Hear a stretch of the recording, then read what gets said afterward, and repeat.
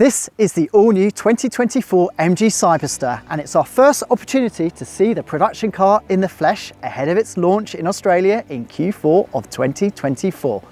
Let's check it out.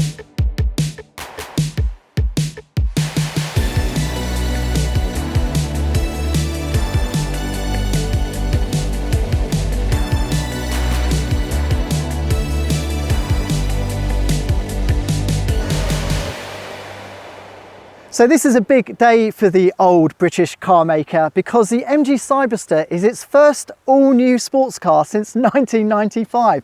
95 was back when it introduced the MG-F, and it's taken that long for the Cyberster to reach production. It also coincides with the brand's 100th birthday anniversary.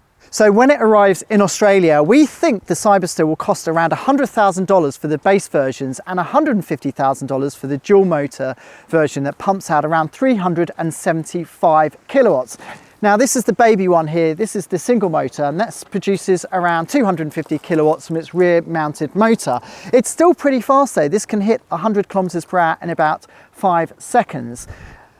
The dual motor version, that can do it in 3.2 seconds. Now, whatever version you choose, they both come with a 77 kilowatt hour battery. And in this case, it provides for a range of up to 509 kilometers. Now, why am I talking about all of this? I haven't mentioned its best feature. It comes with proper supercar-like scissor doors. I mean, this is something we never thought would go to production, but I think MG has really gone to town with this car. They've thrown everything at it to make an impression.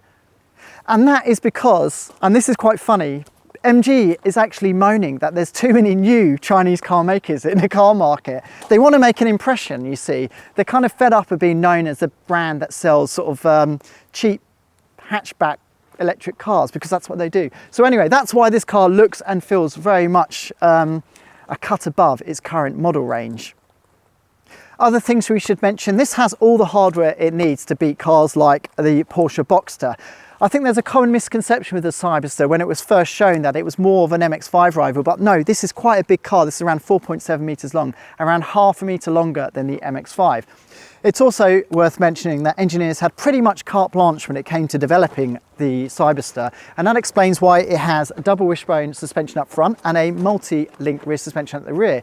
They've also concentrated on ensuring that it has a near perfect 50-50 weight distribution, although this is a single motor, so this is actually heavier at the rear, but only by 51%, 49%, so it's pretty close to being perfect.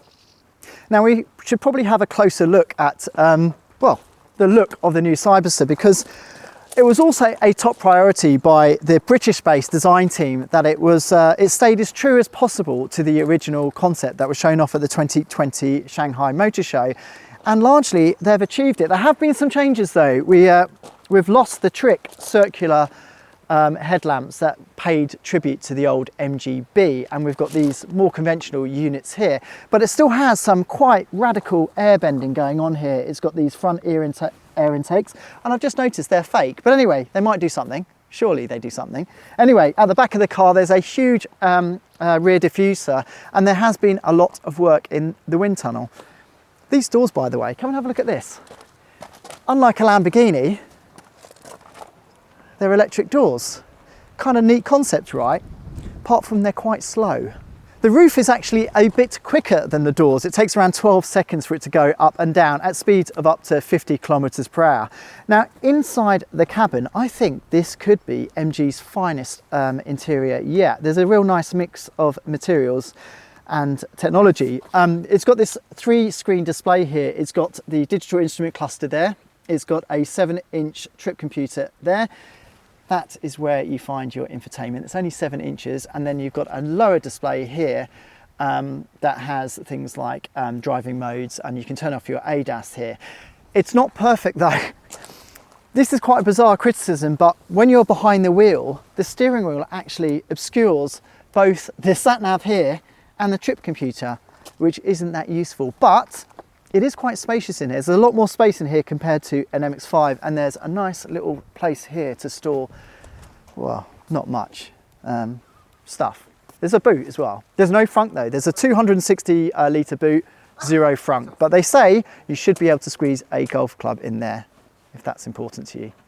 So what don't we like about the Cyberster, other than its slow power doors? Well, the battery technology is lagging some of its rivals. A 10 to 80% charge in this car takes around 38 minutes, which is, well, 80 minutes longer than some of the very best in the segment. But that probably won't be a problem for the people who will buy a car like this, because for many, this will be a fun car. This will be a weekend car. This will be something just to sit back and enjoy. This is not going to be a daily commuter. And maybe MG has judged this car pretty much perfectly. So if you'd like to know if the MG Cyberster still impresses when you climb behind the wheel, you'll have to log on to carsales.com.au for the full review.